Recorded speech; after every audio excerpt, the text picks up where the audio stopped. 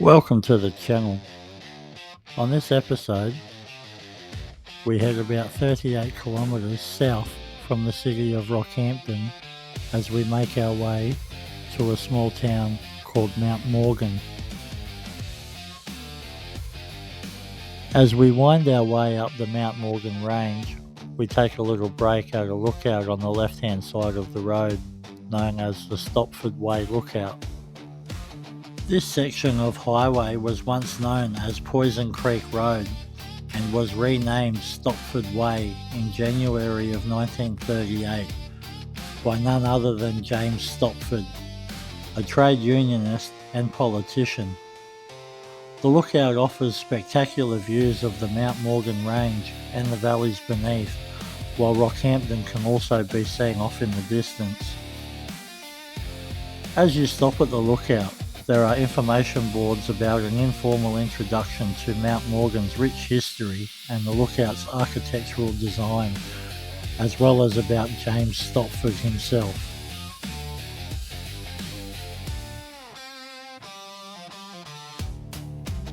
As we head off from the lookout and make our way towards Mount Morgan, it's hard to take your eyes off the giant stack off in the distance as you enter the town, which I later came to realise it had something to do with the gold mine.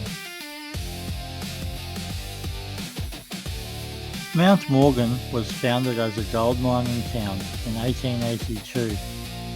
The town takes its name from the family who took out the original gold mining leases in the area, Frederick Augustus Morgan and his brothers Thomas and Edwin. Over the years, the Mount Morgan mine has produced gold, silver and copper. Among those making a fortune from this mine was William Darcy.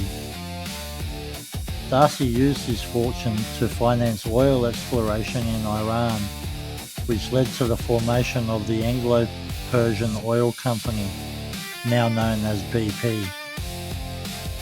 The Mount Morgan mine was a copper, gold and silver mine. Mining began in Mount Morgan in 1882 and continued through until 1981. Over its lifespan, the mine yielded approximately 262 metric tonnes of gold, 37 metric tonnes of silver, and 387,000 metric tonnes of copper. The mine was once the largest gold mine in the world. The mine also operated brickworks, a foundry, powerhouse and workshops, including carpentry, electrical and plumbing as part of its operations.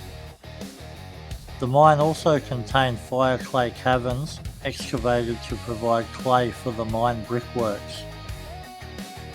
It was operated using underground mining methods until 1927, when fire destroyed underground workings.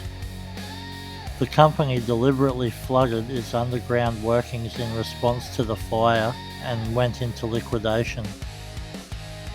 By 1907, the mine had produced $60 million worth of gold, making it one of the most productive in the world. The mine was then re-established using open-cut mining methods in 1928. According to former Queensland Minister for Mining, Sterling Hinchcliffe, water in the pit contains elevated levels of copper, aluminium, magnesium and other metals. The site contains a lime dosing water treatment plant and on-site evaporators. In June of 2011, the Government of Queensland announced $24.2 million in funding for site rehabilitation and management. And on the 26th of February 2013, the mine filled with water and overflowed into the Dee River for the first time ever. Although mining company Carbine Resources announced plans in 2014 to extract gold, copper and pyrite from tailings and improve the mine's acid mine drainage problem, it withdrew the proposal in March of 2018 due to the doubts over the financial viability of the project. Estimates for a partial rehabilitation of the toxic environment of the old gold mine start at $450 million, but there have been no costings of a full rehabilitation of the site.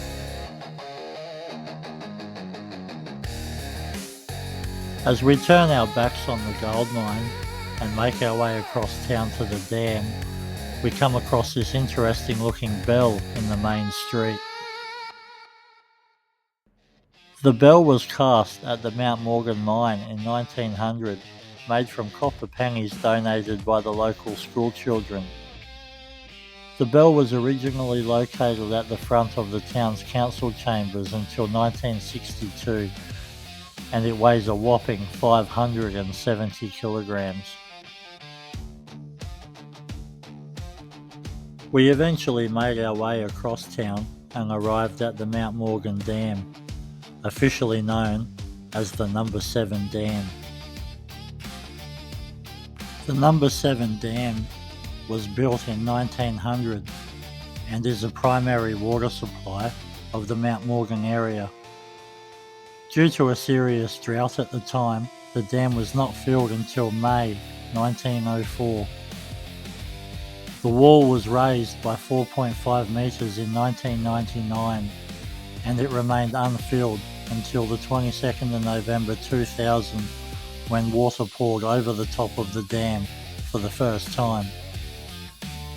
In 2021, the dam was depleted due to drought conditions, and water had to be trucked to the Mount Morgan Water Treatment Plant at considerable expense to the Rockhampton Regional Council. In November of 2022, the council proposed building a water pipeline connecting the Gracemere and Mount Morgan water supply networks as an alternative water supply mechanism.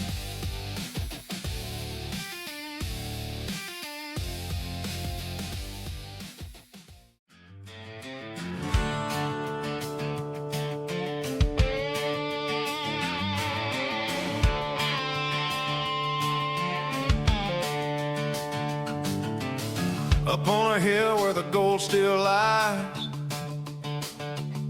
old miners' ghosts still rest their heads. In the dirt and rock, stories untold, dreams built high on a river of gold. Down in Mount Morgan, where the gold still shines, echoes of the past stand still in time. And when the memories fade, the history can't be erased. Dreaming of gold, a story to be told. There's a track through the gum trees worn and wide, where time just slows like the tide. Kookaburras laugh as the world drifts by, and I find my peace 'neath the copper sky. Down in Mount Morgan, where the gold still shines, echoes of the past stand still in time. And when the memories fade, the history can't be erased. Dreaming of gold, a story to be told. The mind's gone quiet, but the soul remains in the dust, the creeks, and the whole town's heart. You can feel the pride in the mountain, every road here whispers its name. Mount Morgan, where history runs deep, golden past beneath its peak. And when the hope rises, it's just a quiet town beneath the sky. Yeah, there's still gold in Mount Morgan. You just gotta know where to look. It's in the water, in the hills,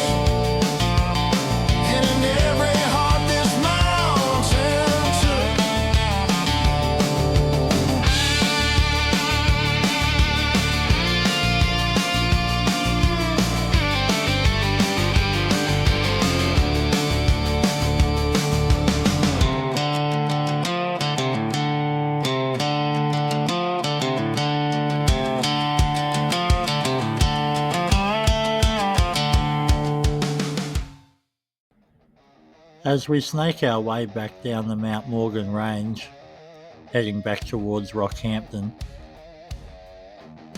I was left feeling that maybe I didn't capture everything, as I spotted 2 museums while I was there, a railway museum and a town history museum. If you happen to be in the area, I would encourage you to head up to Mount Morgan, check out some of the local history.